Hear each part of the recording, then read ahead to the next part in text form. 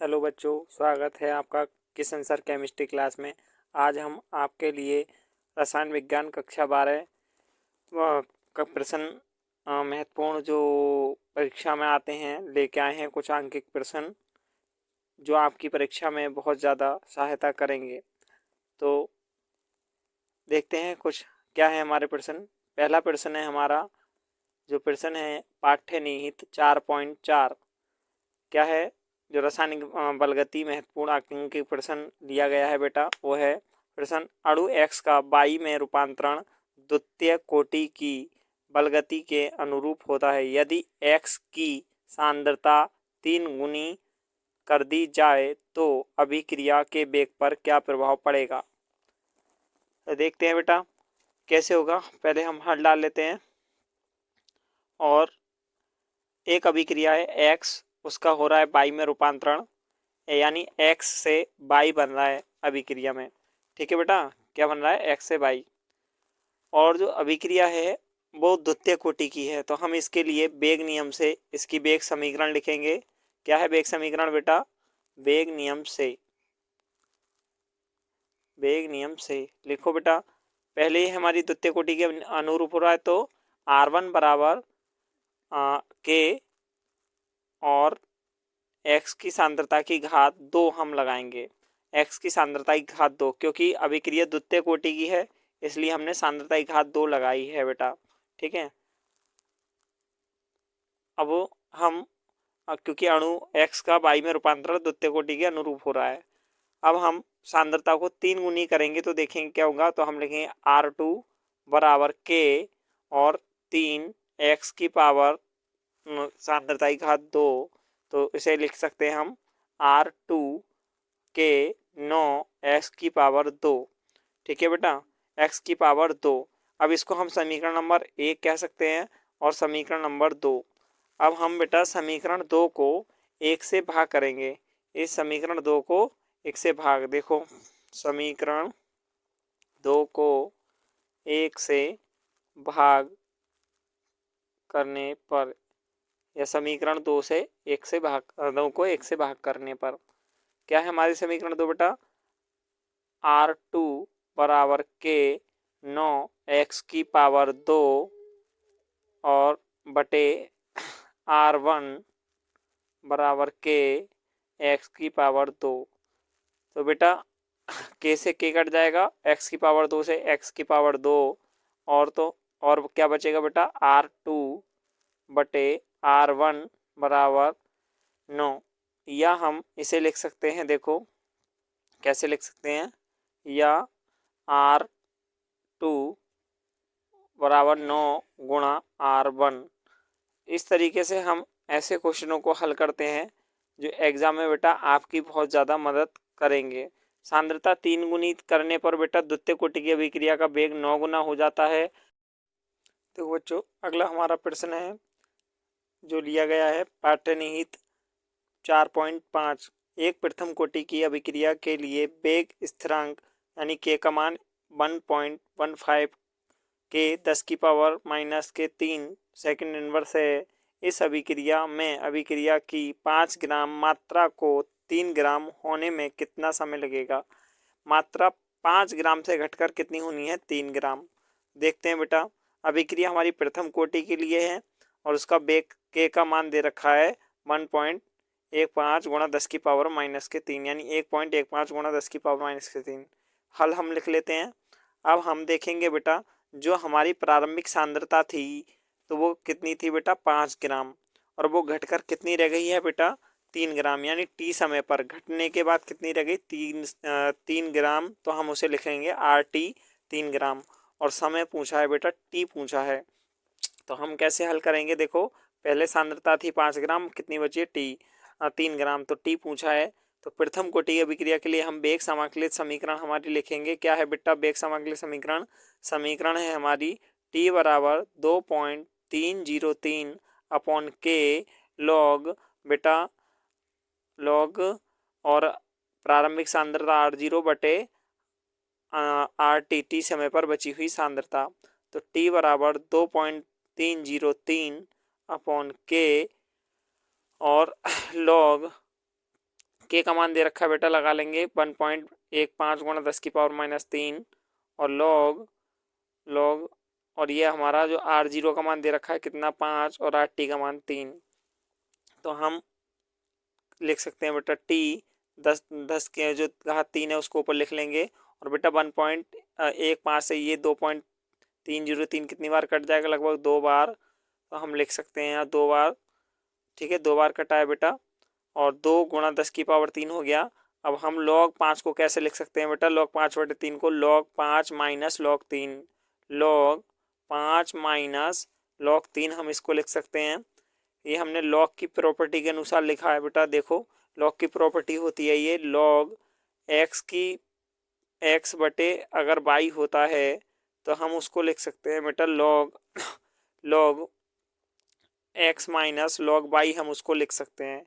इसके अनुसार ही हमने इसको लिखा है बेटा log 5 माइनस log 3, ठीक है ये log 5 माइनस log 3 इसके अनुसार हमने यहाँ लिख दिया है, ठीक है बेटा। अब देखो अब हम आगे करते हैं t तो गुणा 10⁻³ गुणा log बेटा 5 का मान हम लगा देंगे। log 5 का मान जो होता है वो होता है 0.6991 माइनस log 3 का मान हम लगा देंगे, ये माइनस नहीं था बेटा ये लग गया था, कितना है बेटा log 3 का मान 0.4771। अब इसको हम घटा लेंगे इसमें से तो कितना बचेगा 2 गुणा 10⁻³ ये बचेगा बेटा 0.2219। अब बेटा हम इसकी 2 में गुणा कर लेंगे तो ये हो जाएगा t बराबर 2 0.4438 गुणा 10⁻³ अब क्योंकि ये संख्या चरघातांक में दी हुई है घातों में तो बेटा हम इसे घातों में ही करेंगे और जब घातों में हमें आंसर देना होता है तो पॉइंट को एक संख्या बाद ले जाते हैं और एक संख्या बाद हम इधर ले जाएंगे तो बेटा दाहिनी तरफ जो पॉइंट सरकेगा तो एक घात घट जाएगी। तो हमारा क्या हो जाएगा आंसर, ये आंसर हो जाएगा t बराबर 4.438 गुणा 10⁻² बेटा एक घात 3 में से क्या हो जाएगी कम, और यही हमारा आंसर है। और ऐसे आंसरों को इस तरीके को हम ऐसे हल करते हैं, बहुत ज़्यादा एग्जाम में आने के चांस रहते हैं बेटा इस तरीके के क्वेश्चन, ठीक है। चलो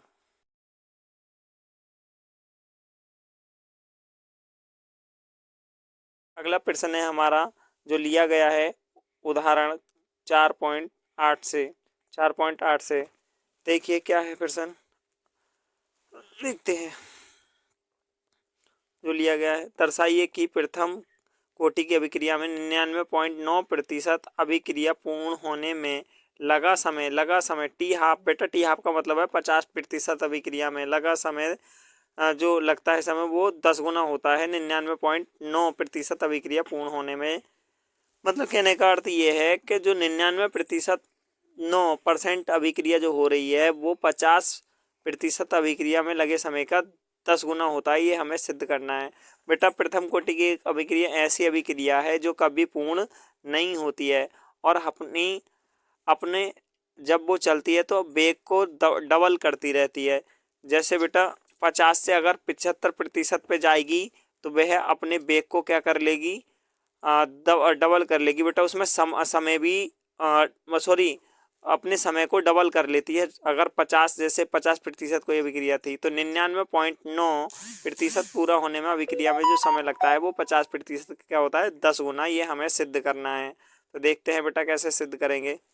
देखो हमने डाल लिया हल और हल पहले हम 99.9% के लिए लिखेंगे बेटा। तो अभिक्रिया की प्रारंभिक सांद्रता क्या थी r0 बराबर 100 और बेटा कितनी पूरी हो गई उसमें से 99.9 कितनी हो गई है लिख लेते हैं हम यहाँ पर 99.9% पूरी हो गई है। तो RT कितनी बची टी समय के बाद बेटा, वो बची 0.1 बची है और समय निकलवाया है यानी समय पूछा है जो 99.9% होने में समय है वो टी हाफ यानी टी 50% का क्या होता है 10 गुना।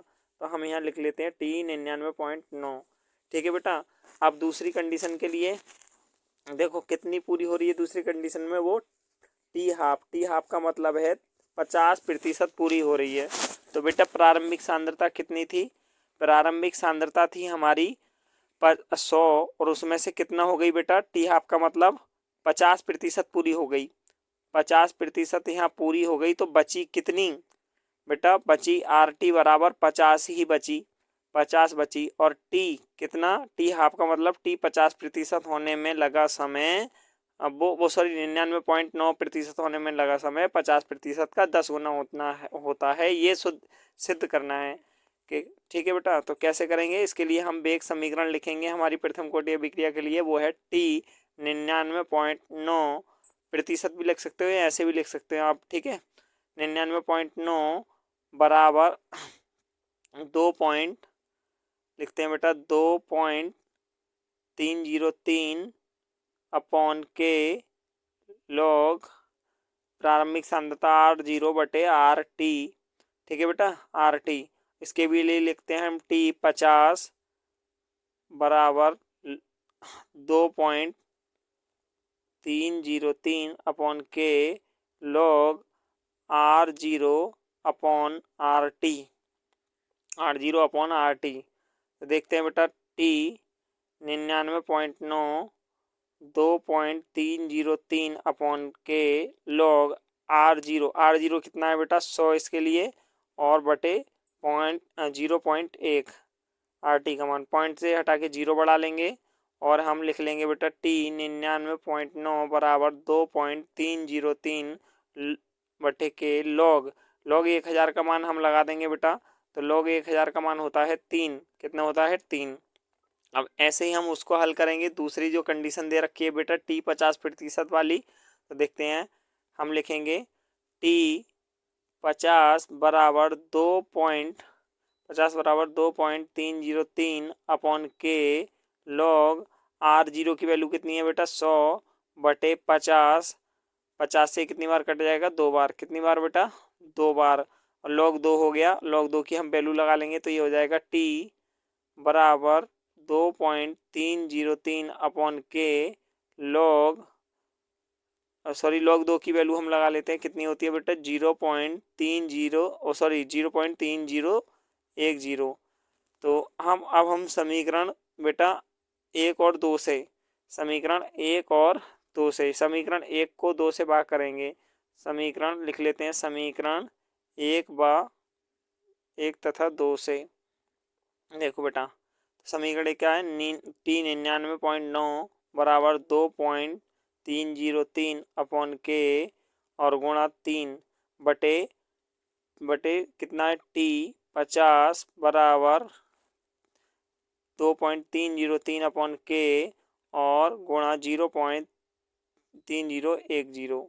अब हमारा बेटा ये देखो इस वैल्यू से पूरी वैल्यू कट जाएगी, तो हमारे पास क्या बचेगा बेटा? हमारे पास बचेगा टी 99.9 बटे टी 50 बराबर 3 बटे 0.3010। बेटा यहाँ लाइट पड़ गई है, ये कम दिख रहा है, ये देख लेना सही से जो मेरी आवाज़ से।